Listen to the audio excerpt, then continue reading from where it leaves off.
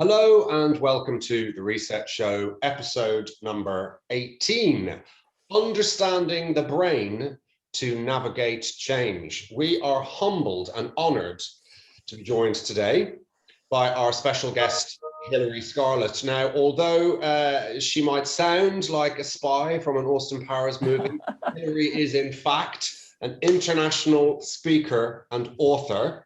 And a second edition of her book, Neuroscience for Organizational Change, short title, was published in 2019 and has been widely praised. A quick scan of the reviews includes words like important, brilliant, practical, stimulating, essential, excellent, rich, and useful. So no pressure today, Hilary.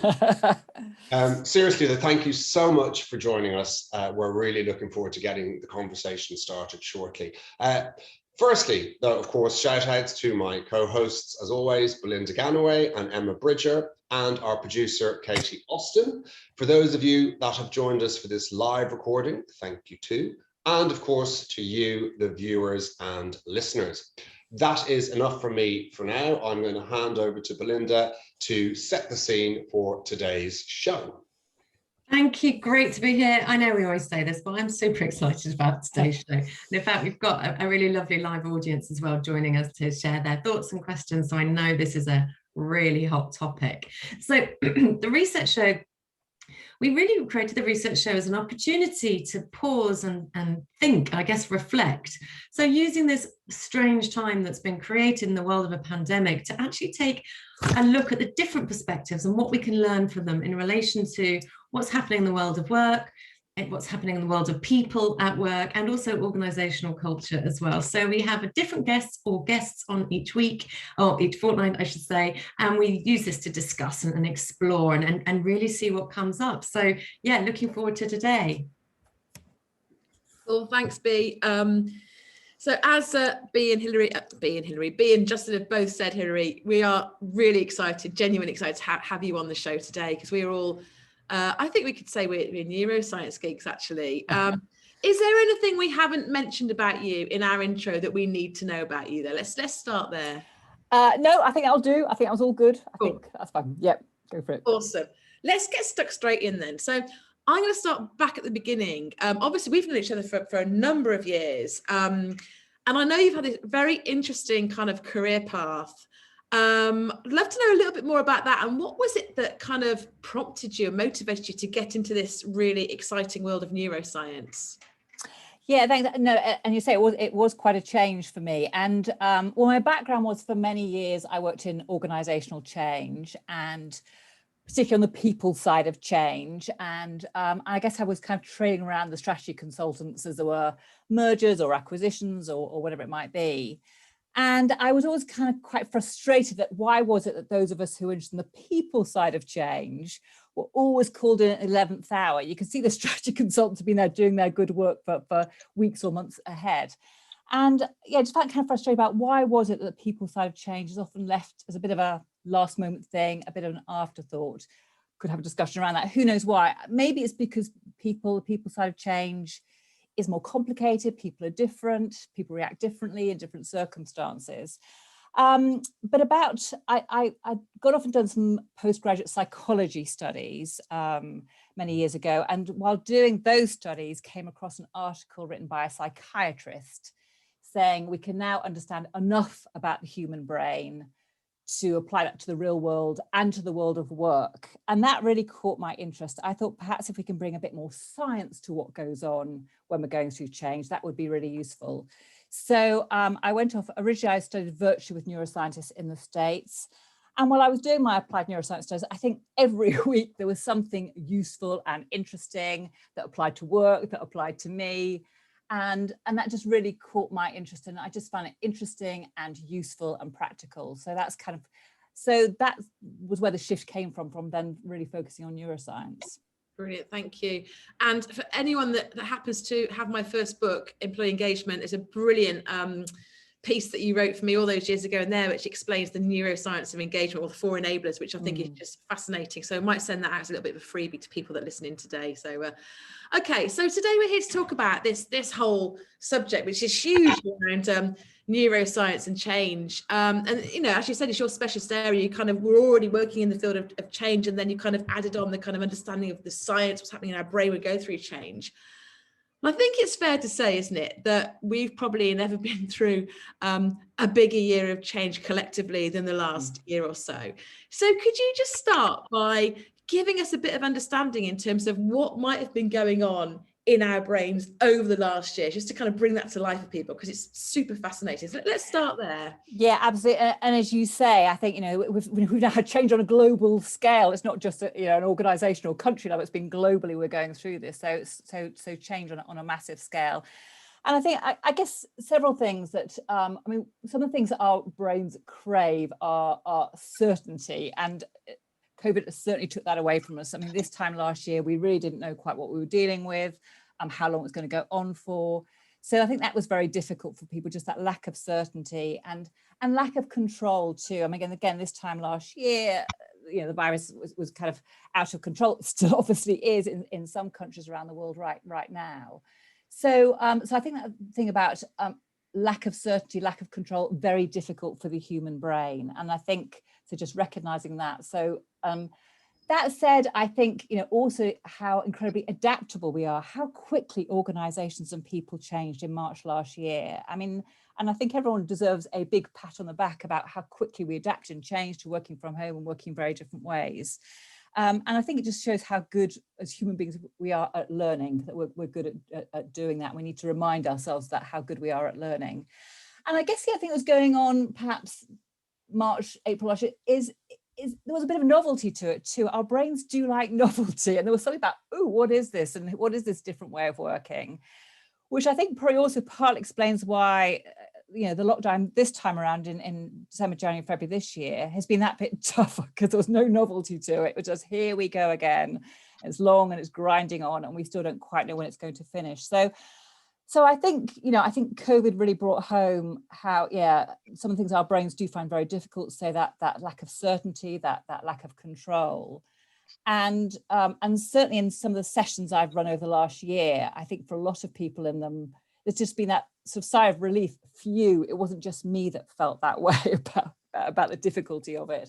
Our brains are brilliant things, but they're not set up to like things like uncertainty and lack of control, which COVID certainly brought.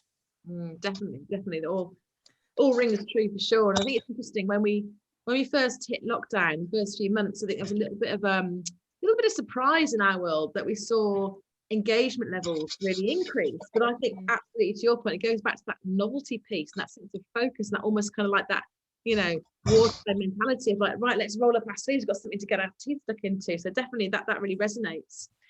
And then, so if that kind of, those sort of the underlying, I suppose, concepts and ideas around what's going on in our brain as we've been through the last year, how can we use this understanding to help us better navigate change? What's really going to help us to you know, to get better at the change that's inevitably going to follow as we kind of continue to work our way through the pandemic? Well, I guess some things about understanding what the brain does need to kind of work at its best and to change. And I think bringing home those 2 points about giving people some certainty where we can around the change process, or even if we can't give them certainty around the changes that are coming up, at least perhaps giving them certainty around the way in which we communicate in organizations, that our brains need that, because if we don't have that certainty, our brains kind of get distracted, they try and fill the gap, we speculate, we gossip, and waste huge amount of mental energy doing that. So I think it's one about being aware of that need for certainty in the brain. And also that bit about giving people some control over when change is coming up. I think that recognition of and it can be quite small things, but just to feel I'm not a complete victim in this process. There's some small areas where I've got some control, and the change coming up makes a big difference to us. And I think from an organizational point of view, one thing I think is really important is giving employees a chance to reach their own insights, to see why this is the right course of direction, why this is the right change. You go back to the beginning of our conversation about me kind of following around the strategy consultants, and I guess my experience then was the strategy consultants would sort of go into darkened rooms with the leaders in the organization and emerge probably with very good thinking, but then tend to go into broadcast mode about this is what we're going to do, this is why it's good for customers, this is why it's good for stakeholders, now please get on with it.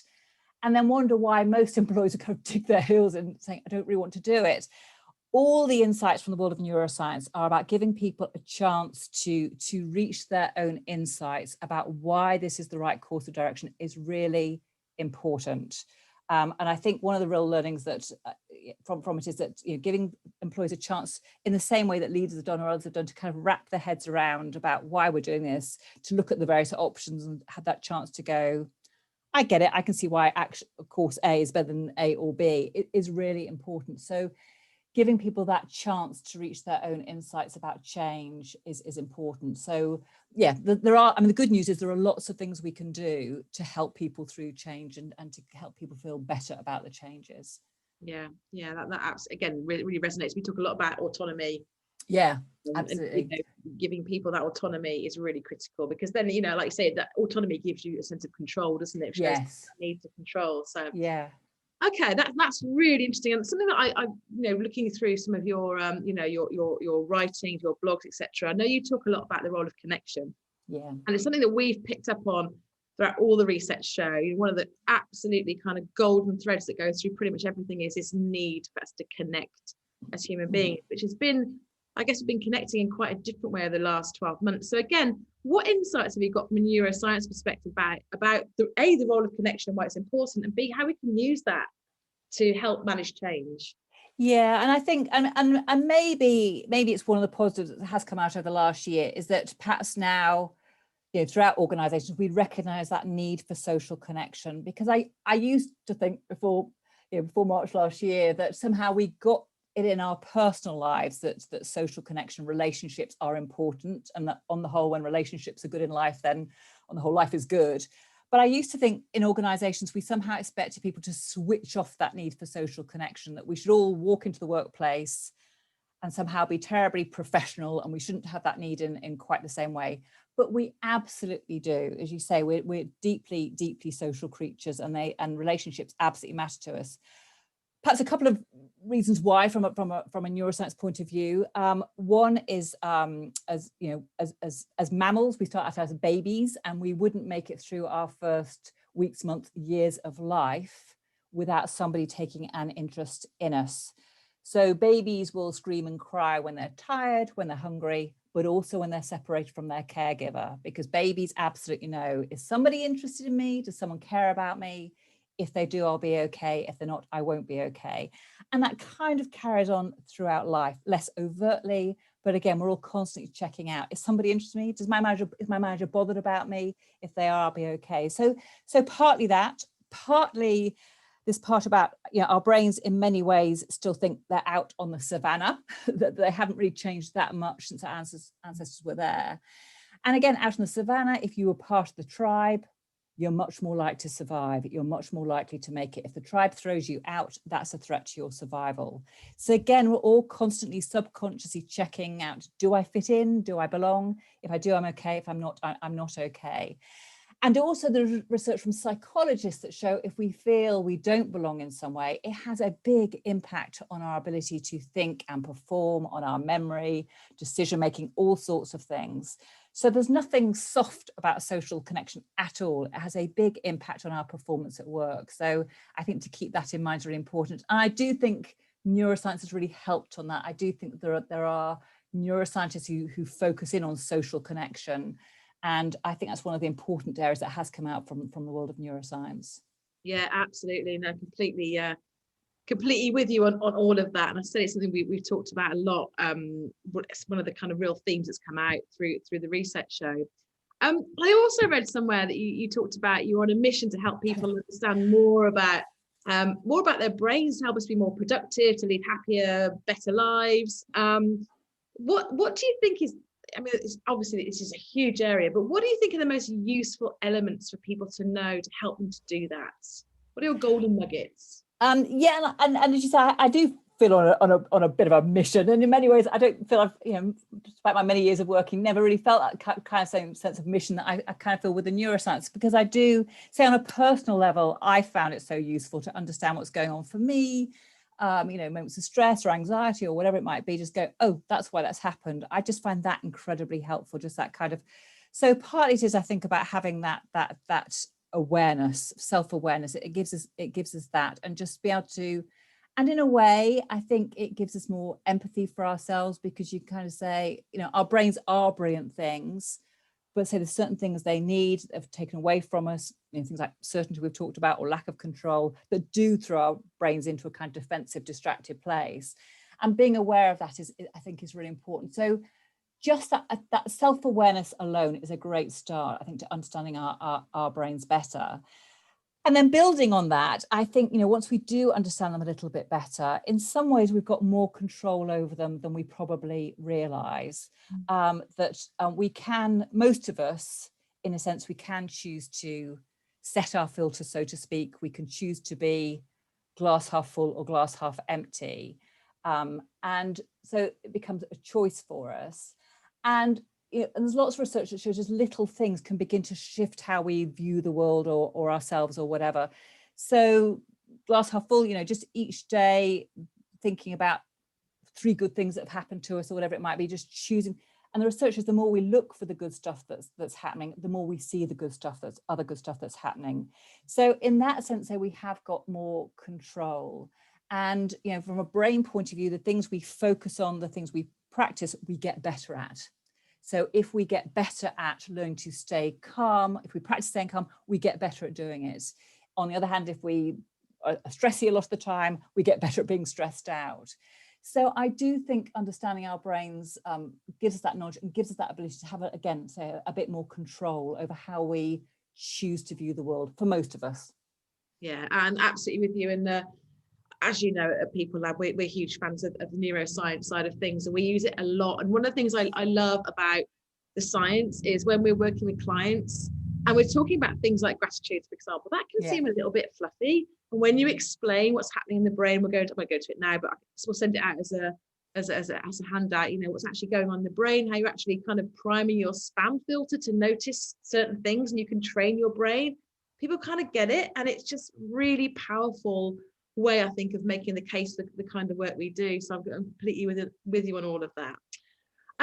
Jess, I'm going to ask one more question before I'm going to pass it out, because I know there's lots of people have loads of questions. But looking forward, we're moving into this kind of really grey area that's been labelled hybrid working. I think we should, again, be another really interesting experiment to see how this works.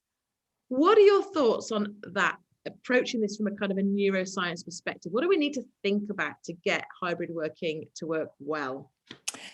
Yeah, it's a really interesting question. I think it's an area a lot of organisations are grappling with at the moment, and I think it's and the ones that are grappling with it, I think good. I think there's some organisations I kind of hear on the grapevine are just kind of going into it, not thinking that much about it. But I do think we need to think about it and plan it consciously, because I think it's a great opportunity for many. I think many people for a long time have wanted to work more flexibly, to be able to work from home, and hurrah, this gives us an opportunity to do that. We've proved that we can do that. But I think organisations do need to think about it carefully and consciously, because I can see all sorts of issues that could come up. One big one, I think, for me is going to be about fairness. About some people have to go into the workplace 5 days a week or whatever, no question about it. Other people now might have the choice to go in maybe just 3 days a week or whatever. So I think we've got to be aware of does it feel fair to people, and how to explain the decisions we're making, because fairness is really important to the human brain, that sense I've got as good a deal as other people. So I think that bit about thinking that through, about what is fair, do employees understand why we're making decisions we are, is important. And we also know from historic research that we tend to favour the people we see more often. There's research that shows those people who are in the workplace, who are more visible, tend to get bigger bonuses, tend to get promoted. So what are we going to do if one person says, actually, do you know what, I'll work in the office 5 days a week, so I want to be visible, I want to have those chance conversations with the chief exec, And other people say, oh, but I don't want to do that. How do we handle that? We've got to think those things through and make sure we are being as fair to the people who work at home, or equally the people who are traveling in saying, I don't want to be on public transport right now.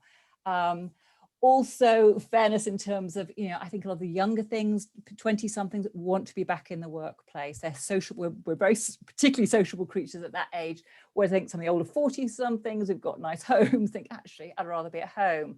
But equally the 20 somethings have got to learn from the 40 somethings, the more experienced people. So I think there's all sorts of things around that we've got to navigate.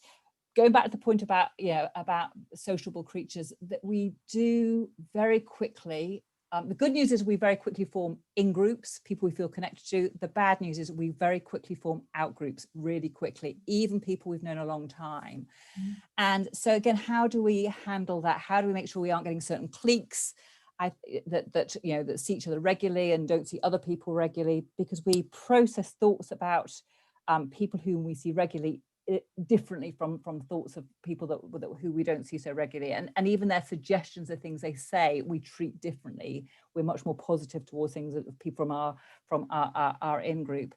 So thinking about that, and I think particularly for managers, I think they're going to, I think we really need to support them, because I think managers are going to have to balance all this, people working from home, people working in the office. I think each manager has to kind of make sure they're seeing all members of the team equal amounts of time. So making sure they're not just going the same days as certain people, members of the team, because otherwise, again, bonds will form between certain people. So I think it's a really exciting opportunity, but I think there's a lot to think through in terms of fairness, in terms of social connection, autonomy, that whole letting go if people are working from home, clarity about if people are from home, what's expected, what's not. So I think it's a great opportunity, but I think there's a lot organisations need to think through over the coming months and on an ongoing basis, really. Yeah, absolutely. Yeah, it's fascinating. It's going to be a really interesting few years to see how this kind of manifests and rolls out. So, okay, I feel like I've hogged the questions long enough. So I'm going to move over to Belinda first of all, if I can be. I'm sure you've got loads of questions for Hilary. So, I'm going to hand over to you. What have you got? Thank you so much. Yeah, I've written down loads of questions and I keep asterixing and then just to prioritize which ones to pass by you, Hilary. I think something I was listening to this morning that I found really interesting is this idea of, and I won't have the language right here, it's almost like the social exhaustion that we're going to experience as we go back into the world. And we sort of touched upon it briefly earlier, who's run any training face-to-face so far, who's run a workshop face-to-face. And this idea that our brains have almost retrained to be able to cope in very small fixed groups rather than in bigger moving groups. I'm just wondering what your thoughts are around that and what we need to be aware of, and how maybe we need to be kind to ourselves and to other people if we do go back into that sort of social world of bigger groups. Yeah, and I think that's a really interesting question. And I guess I think one of the things is about yes, over the last year, we've almost become afraid of other people, haven't we? The 2 meters distancing, they've always been in the supermarket or wherever, which is quite a weird thing for human beings, being such social creatures. But we've almost become afraid of other people in a sense. I mean, that will go again. We'll learn to adapt again. But I think just to be aware of that, that's quite hard for us. Also, I think when we went from the workplace to working at home, we knew that was slightly weird and different. And your brain kind of goes, I know I'm going to feel it's weird and different. But going back into the workplace, I think we'll feel, well, I should be able to adapt to this because this is what I did just 15 months ago. But actually, it will be hard. It will be difficult. And I think, again, not if we're finding it a bit disconcerting. I think some people say they are quite anxious about it. I think, again, just to be aware, of course, we spent 14 months saying stay away from people, and now we're saying go back into a room with them. So I think, again, just being aware of that is going to be is important, and our brains will adapt. They adapt incredibly quickly. We'll get used to it again. But I think just giving ourselves a break and saying, if you find that tough initially, that's our, it's not surprising given what we've had to learn to do over the last 14 months or so. Thank you. Yes, so interesting. I'm going to sneak in another one before somebody tells me I can't. I know that there will be questions in the chat, so we will come to those briefly. This is a bit cruel because I've sort of slightly switched the question that I wanted. So I know that you did 2 versions of your book, and obviously what's so fascinating about neuroscience is that we learn so much more in really short spaces of time. So my initial question was going to be about what changed, what did you learn between those 2 editions? But I wanted to tag on an extra question about what, if any, neuroscience work is being done in this point to look at the impact of lockdowns and so on our brains, or do we know enough already that we can just apply what we know from similar research? Probably a bit of both. I think you know, in terms of the brain and knowing how it will react to things like isolation or not seeing people, those kind of things. I mean, there is research being done, I think, looking at the impact of lockdown on people, but it's perhaps too soon to see that. And say our brains are constantly changing anyway. There's a thing called neuroplasticity where our brains learn and change. It is a constant thing. I mean, all our brains are going to be doing during this hour together because the questions we're asking or answering or whatever. So our brains are constantly changing and adapting anyway. So so there is research. I think there is research being done, but I think we know quite a lot about I mean, neuroscience is still in its infancy, still a lot we don't know, but I think we know quite a lot about the impact of social isolation and say the impact of something that's been so kind of uncontrollable. I think we do know the impact of those kind of things and the impact it will have on our brain, our ability to think and be creative and those kind of things. But to go to your other question about, I guess, the difference between the 2 books, the 2 editions, I mean, because in some ways there's lots coming out from the world of neuroscience. But on the other hand, some of the fundamentals are pretty well established. So in some ways you could say, yes, there's lots that's new, but on another more fundamental level, things don't change that fast necessarily. And actually, you know, one of the slightly frustrating things from the 1st edition to the 2nd edition was actually more about the replication crisis in the world of psychology and to a certain extent in neuroscience too. There's a lot of quite famous studies out there that we thought were tried and trusted. But as other people have come along and tried to replicate them, they've said, actually, I can't get that same result or not to the same extent. So actually the 2nd edition, in some cases, I had to say, maybe we're not quite so sure about this bit now. And the research is still ongoing, so we don't yet have an answer. So partly that, and partly what I did in the 2nd edition was I added a couple of chapters to it, bits that I hadn't put in the first, because in a lot of my sessions, I run sessions about how can we plan the working day with our brain in mind, kind of how much mental energy we have, what depletes it, what restores it. And I used to do that in my face-to-face sessions. So I put a chapter in about that into the book. And the other one was about behavior change, about how do we change our behavior on a kind of personal level. Because although our brains are lazy and like habits, and we've kind of constantly got to keep pinching ourselves because our brains all want to keep doing things in the same old way. We absolutely can change and we can learn new behaviors, we can do it. But again, how do we set up our brain to do that? So that was the other new chapter in the book. Brilliant, thank you. I love that. I love that positivity message in terms of, just because you've always done it and thought this way doesn't mean you always will. And our idea to retrain that brain, I thought was such a lovely positive message and so useful as we come out of lockdown. Yeah, and actually even more positive from that we can learn, and not only can we learn, but it's really good for the brain too. If we're having to learn new ways of doing things, and if we're finding things difficult, well, there's a message from the world of neuroscience, well, good, because learning difficult things, challenge your brain, is actually good for the brain. It's cognitively protective. And there are these people who are kind of called super agers, the people who are in their 80s and 90s and still got really sharp brains. And I think one of those things those people have done is kept their brains sharp. They've kept learning new things. So I think a message for all of us is get out there, keep learning new things. It's actually good for your brain. Fantastic. Thank you so much. I've got so many more questions, but I'm going to pass over to Justin, who's probably got an eye on the chat, who will be sharing some of the questions from our audience as well. I do. Thank you, Belinda. I also have an eye on, I know what you did there. That was 3 questions for the price of 1. You're like one of those journalists on the Downing Street briefing. You ask 3 questions. Always, it didn't annoy me when you did it, but it really annoys me when they do it. I'm like, 1 question at a time. I'm being slightly facetious, but you. Yes, we do have some questions in the chat, so I'm going to put my questions aside for the moment, and we'll come back to those if I get a chance. A couple of questions here, one from Louise, and this is a familiar theme, Hilary, that comes up in pretty much all of the research shows, which is someone will say, so the questions from Louise is, how open, in your experience, are organizations to understanding and applying neuroscience? I would say very much so. Clearly, the organizations I work with are the ones that are open to it. So I guess there's a bias in that sense.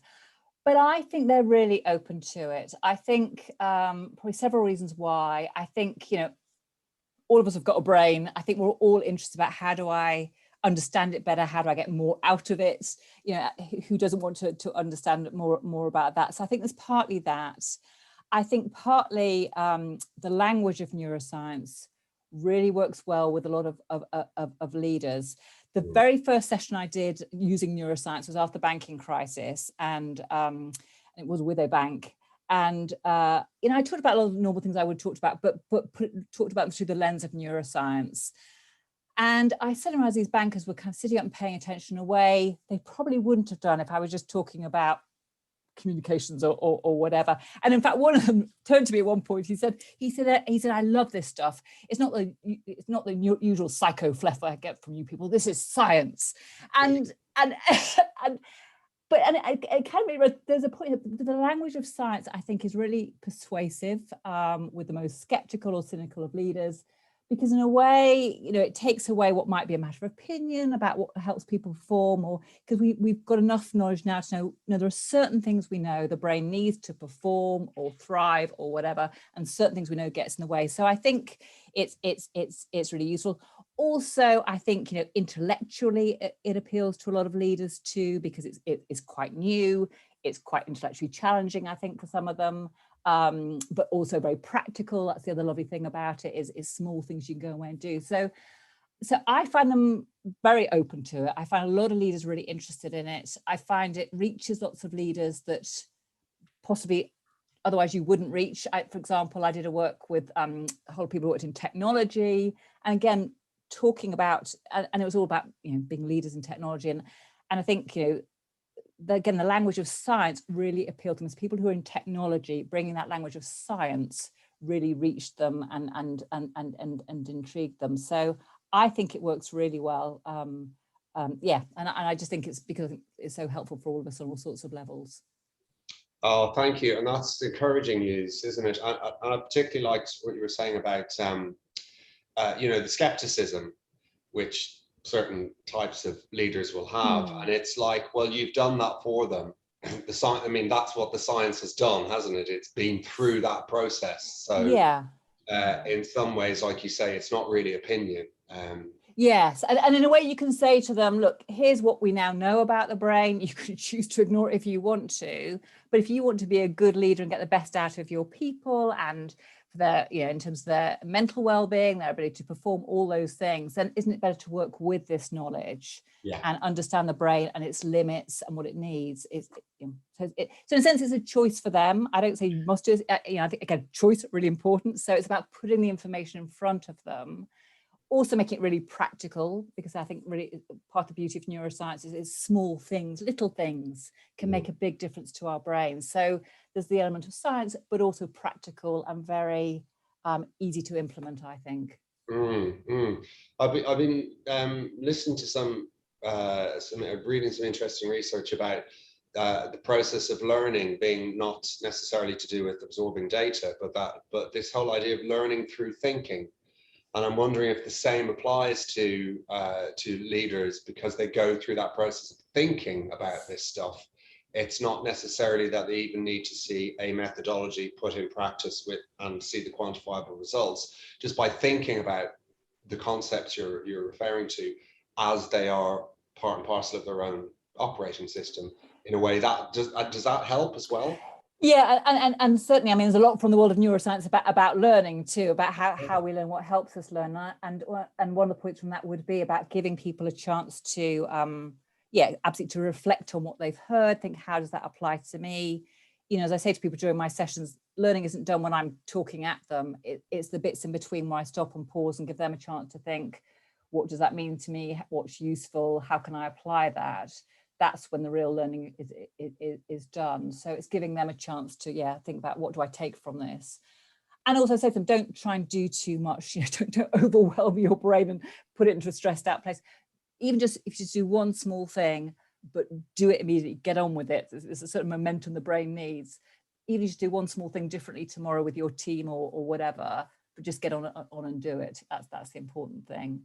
I've got. Thank you for that, Hilary. I'm going to Simon. Forgive me. I'm going to skip your question and come back to it, because Marianne's question is directly following on from this, which is, what does the latest neuroscience say about how many days it needs to adopt a new habit? Of course, we used to hear it was 20 days, 67. And so what's the latest? It depends. I'm afraid it depends on the habit. It depends on what you're trying to change, how much you want. So so there are these kind of rules of thumb out there of 60 days or whatever, but it really does depend on what you're trying to change and how much. So the message from neuroscience around changing behavior is, whatever that thing is, try and do it frequently. So it's get on with it, do it frequently. So better to do that one thing, whatever it might be, one press up or whatever it might be, each day, than skip 4 or 5 days and then suddenly do 20 press ups. So better just keep going with it. I think from a brain point of view, so we're absolutely capable of learning new behaviors, new ways of doing things. One thing that's very hard for the brain is just to stop doing something. So it's better to replace it with a new behavior. It's very hard just to stop something, so better to replace it with something. And also to be aware that it's very hard for the brain to lose that old behavior. And sometimes it's why when we're stressed or tired, we'll go back to the old behavior, because it's very hard for the brain actually to remove old behaviors that have been there. So we shouldn't be surprised when we're tired, we go back to an old way of doing it, because the brain has still got that old kind of way of doing it. But yeah, but in terms of changing behavior, yeah, it depends what it is, how much we want to do it, those kinds of things. Yeah. That's a great answer. Yeah. And really, really helpful actually as well, and helpful reminder about the important thing being the frequency. Absolutely, that's the key thing. Yeah. Yeah. I'm going to skip back to Simon, just to, as he asked a question earlier, and this is, so back to what we were talking about the return to the workplace. It's going to be also that, you know, people are going to be experiencing all kinds of emotional changes over the course of the time, and facing back. So familiar faces will have gone, be lots of new faces people only know online. And we have this extraordinary phenomenon where leaders have been working with a team and they've never met them face to face. And so Simon's interested in knowing, what can employers do in terms of helping prevent the office feeling like a strange, alienating place for those returning workers? Yeah, and I guess it's sort of, you know, I think, again, helping people to acknowledge and recognize that it is going to feel a bit weird and a bit odd, I think is important too. That say, because we're going back to a familiar workplace, we might think it should feel okay, but it won't. It will feel different. I mean, the layout might be very different. As you say, we might not see the people we used to see. There might be a lot of new faces. So I think there's one about preparing that ourselves, that mentally kind of preparing for that.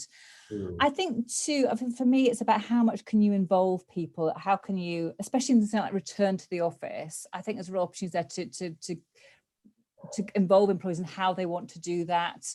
You know, how do they want to do that? Giving them some choice and control over that. So involving employees, having a discussion with them about how do we want to do this, I think is going to be really important.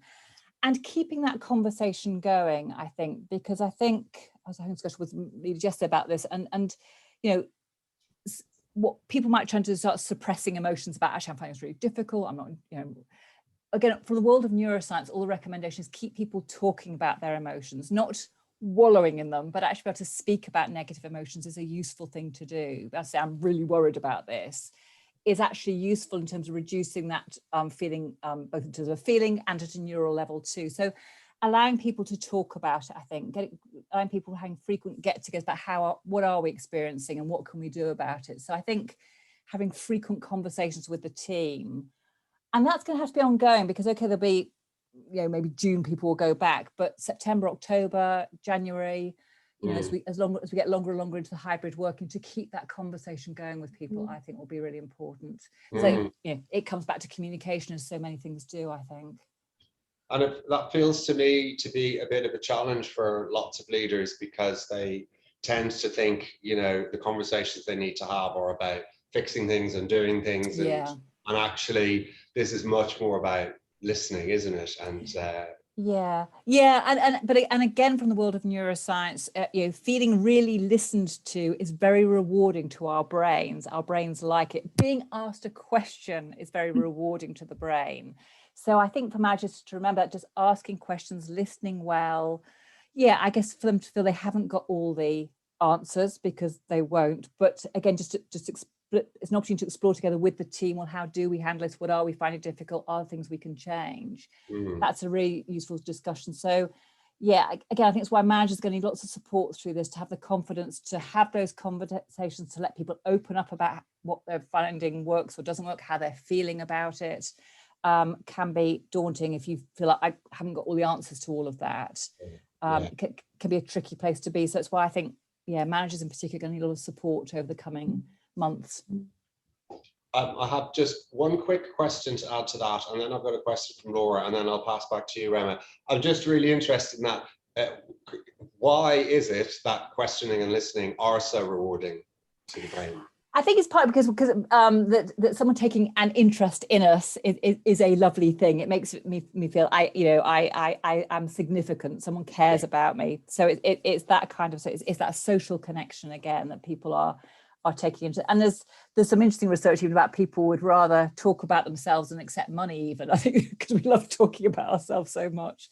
So it's and I guess someone asking you a question is a sign of interest in you, is a sign of respect for you in a way, and that bit about self-esteem and matters to us, that people are interested in what we have to say. So I guess it's ask a question and listen well to the answer too. Would be the follow-up to that, really important as well. You know, being listened to when someone kind of plays back, oh, what I hear you saying it's lovely. I mean, I think when we've all been through that, having people do that, it's a great experience. Someone really listening to me, really being heard. So it is. And we can all do that for each other. That's an easy one we can do. I'm hoping you're enjoying being listened to. It's lovely. Absolutely. This might lead into the question from Laura, which was, how do you suggest using neuroscience to develop future leaders? Yeah, well, I do a lot of that, actually. It's interesting you ask that, because I think a lot of my work is around as people are stepping up to being leaders of people more, because I think for a lot of organisations, again, that sense of if leaders can understand their own brain, other people's brains a bit better, they can work with that knowledge to be better leaders. So I am a big believer it's really important. And actually, one organisation I was working with on their leadership development programme, my session came quite late in the session, in the series, and actually after that I said, let's put it at the very start, because all the managers were saying, actually, gosh, if only we'd had the neuroscience at the very start, it kind of makes sense of everything else. We've had that fundamental about the brain. So with a lot of organizations, I'm now kind of the first part of that leadership development program, because it just gives the foundations for everything else. It helps make sense of so many things, I think, and it can be about being a better leader, bring the best out of other people. How do you work to bring the best out of other people? But also so much, again, about self-awareness as a leader. What's going on for me? What might my brain be doing? And I think one important message from neuroscience is that we all see the world differently. We all filter differently. So there's a real message to leaders about stay humble. How you see the world is not how the world is. It's just how your brain filters it because of your past experience, your current circumstances, all influence what we take in. So there's that real message as a leader. Stay humble. How you see it is not reality. It's how your brain is filtering the world on your behalf. So there's lots of useful things. That's always quite an astonishing revelation for people, isn't it? Yes. People see things differently from me. Gosh, how can that be? Oh, lovely. Thank you so much. And also, as you said, get in there early. So hopefully that's encouraging for Laura. Hilary, a little bit like a rugby ball. I'm going to pass you back over to Emma. Thank you so much. Over to you, Em. Yeah, I think we're pretty much at time, you know, which is gutting, because I think we could have carried on talking for another few hours at least, Hilary. So I'll have to get you back on if that's okay when you've got the time. Because we are pretty much at time, and Right. we could talk all day. I've got so many more questions, but just want to say a huge thank you to you for coming on. Really appreciate it, and just absolutely fascinated by the world of neuroscience. And I know a lot of our listeners and followers are as well. And you've given us some really great practical advice today, which we can take away and use straight away, which is what we're all about. So huge thank you to you for coming on. And hopefully at some point we'll be able to persuade you to come back on again and carry on the conversation then. So Justin, I'm going to pass over to you just to sort of do the final piece, and then we can sign off for the day. So back to you, Justin. Thank you. Yes, so from us all, myself and Emma and Belinda and Katie, as well as the guests and as well as the future listeners and viewers, thank you again, Hilary. What a rich, inspiring conversation, and like all great conversations, leaves us wanting to know more. So thank you so much. No, not at all. Pleasure. Thanks for inviting me. Well, it's wonderful to have you. And for those of you that are listening and watching after the event, we would encourage you to tell your friends, share and spread the word, spread the love. Next time, coming up on the Reset Show, it's the 19th of May, and we will be joined by employee comms and engagement specialist and founder of the Blue Ballroom, Sheila Parry. And Sheila Parry will be talking with us about how to build success through your people, and also her book, Take Pride. So we are very much looking forward to the next episode. In the meantime, thank you all, go well, and good luck with navigating that change. Hopefully you're better equipped to deal with it than you were an hour ago. Thanks very much, folks. That's all for now. Thanks. Bye. Bye now.